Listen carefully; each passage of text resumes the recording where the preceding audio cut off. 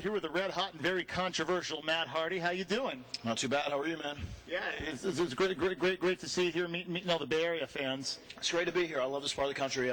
North California, they were very good. A lot of MFers, Magnitude followers in the house tonight here at Big Time Wrestling. Yeah. Absolutely, yeah. So you've been in the heat of some controversy as of late with your firing from WWE and now coming back. You want?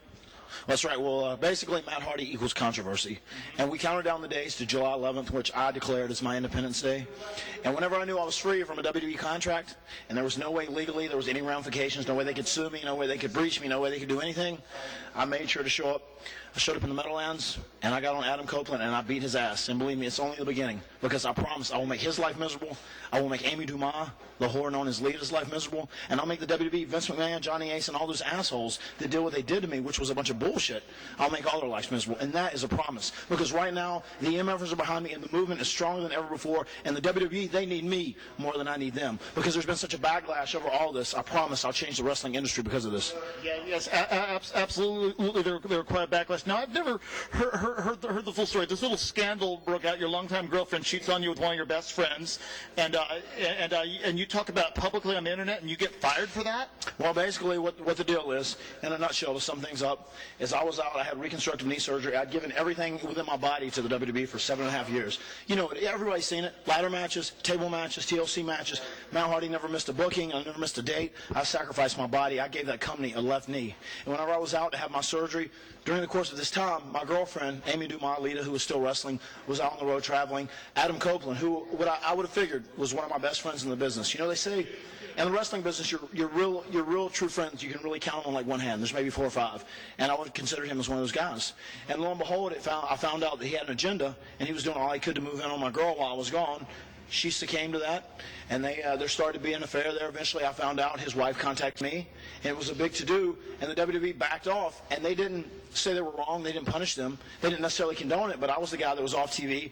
Edge was the guy that was on TV. They were wanting to give a push. This story started breaking. Now people are asking, why did Lita do this to Matt? Was Matt mean to her? Did Matt beat her? What was the deal? And I said, hell no. I'm going to tell my side of the story because I was innocent. I was the victim of this whole situation. I damn sure was going to stand up for myself, and I did. And when I stood up for myself, and all I did was tell the truth, I did absolutely nothing wrong. The WWE found it to be offensive, and because I hurt the integrity of 2 of their wrestling characters, they didn't even worry about the morality issue. Then they decided to release me just to get out of the problem easy. They shunned me. They never sat the 3 of us down and talked about it. They just decided, well, Matt Hardy, we'll get rid of him because he speaks his mind. Because he won't sit back and he won't play our game. He won't be politically minded. We'll get rid of him.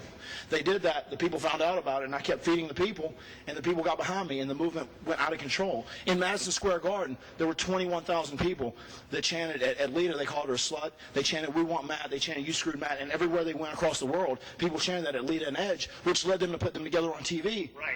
And now, they're not going to put that shit on TV and rub it in my face without me taking a stand for myself. And I'm back. And I promise you, Adam Copeland, they'll have to make a match. People want to see it too bad. Vince McMahon and that asshole Johnny Ace that released me, they will have to make a match. And I promise you, I will beat him to death. I'll end his career. And the only thing that would make me happier than getting in the ring with him and ending his career is if I knew he died tomorrow in a car accident. And that is the honest to God truth. That's how bad I hate that bastard. Yeah, Chris. I mean, the movement started, like, we went to WrestleMania. I just heard about the scandal, then it was WrestleMania. I was there in the audience when people started chanting, you screwed Matt, and then we want Matt. And Lita was, like, widely hated, and they had to turn her heel and just do this. They tried to take the heat off of Kane, but it did work. People just, all the shows, you hear people chanting for Matt all over, and then boom, and you come, and it's just one of the most exciting things I've ever seen. Yeah, and believe me, it is just starting. They have no idea what they're in for. Yeah. Because this is something that Amy Dumas and Adam Copeland and the WWE, Vince McMahon and his cronies created. They've created a monster, and they will all come to know the name of that monster as Matt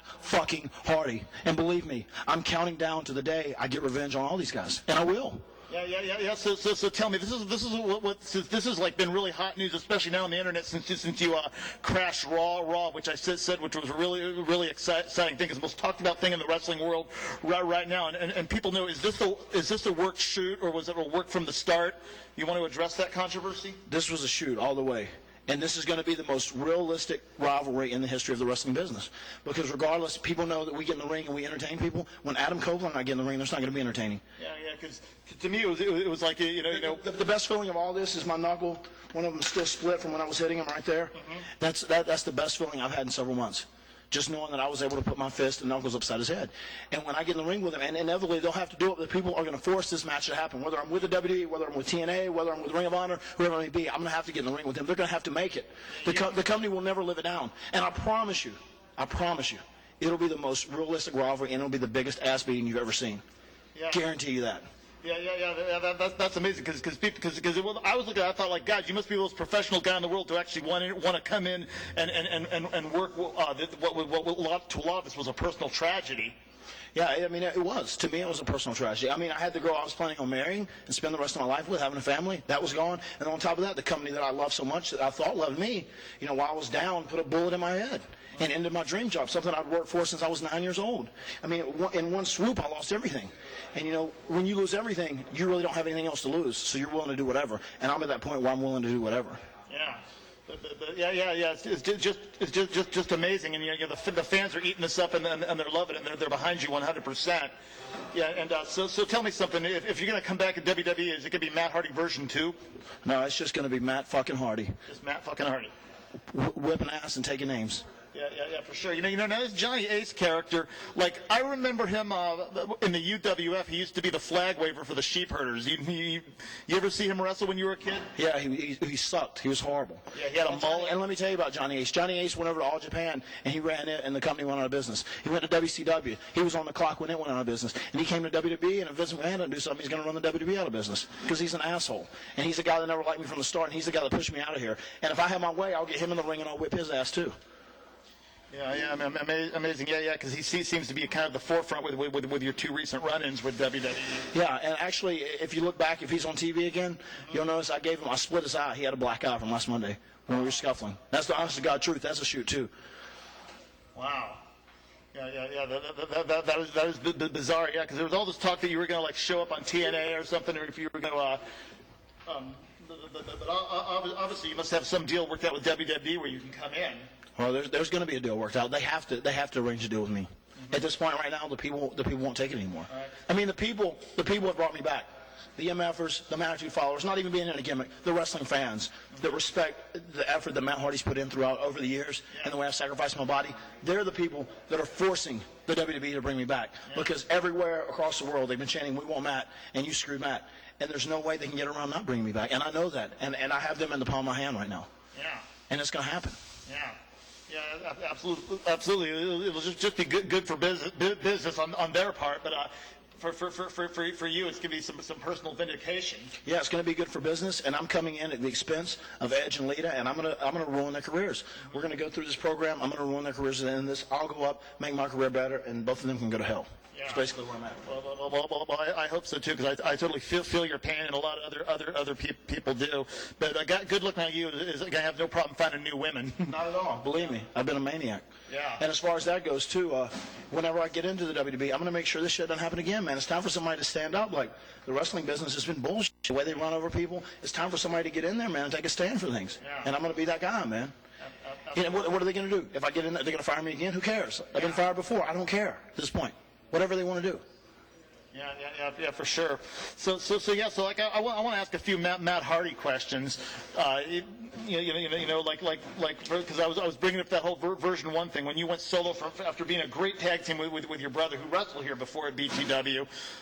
Yeah. Like you were coming out as Matt version 1, and you had some great little quotes on your video screen. You got some really neat creative, some neat creative stuff.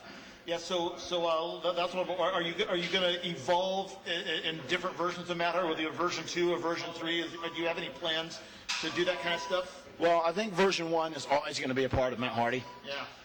The part of that character, version 1, the hand-sign's always going to be a part of me. But I think right now I'm at a point in my life where I'm just a little bit more serious and I'm a little more driven. And I know I have tunnel vision. I have in mind exactly what I want to do, and I'm heading there. I'm going from A to Z, and nothing's going to stop me. Yeah. Attitude version 1. The Sensei, all that stuff's entertaining, but right now, it's not time for me to be entertaining. Right now, it's time for me to whip ass and get retribution and revenge and punish those who screw me over. And that's what I'm doing right now. Yeah. Yeah, absolutely. We definitely look forward to it, and we wish you luck in this situation. Yeah, I think Kirk's giving you the signal to wrap it up. But anything else you want to say to the fans out there? The main thing I want to say to the fans is this. The fans, the people out there that have passionately supported Matt Hardy and have been very sympathetic and have been able to relate to me. You are the people that have driven me to do what I do. You are the people that have driven me to come back. And without you, I know there would be no me. And you plus me equals us. And remember, it's always us versus them. And us, we will always win in the end. And in closing, I want to throw one last thing in there. You got it. You know what I want to throw in there? What? What was it I wanted to throw in there? Actually, I almost half-assed forgot. Oh, yeah, I do know what I want to throw in there. Adam, Amy, the clock's ticking. The sand is dripping down out of the hourglass, and it won't be long. And I promise, if you think things have been bad now, you have no idea. Count down to your Armageddon. Thank you very much, man.